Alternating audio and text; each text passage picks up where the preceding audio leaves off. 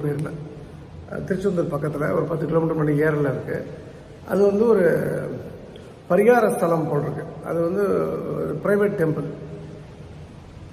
போனால் இப்போ வந்து அந்த அர்ச்சகர் கேட்டேன். நான் போனால் எப்போதும் எண்ணெய் வாங்கிட்டு போய் கொடுப்பேன், 2 பாட்டில் எண்ணெயை கொடுத்துட்டு.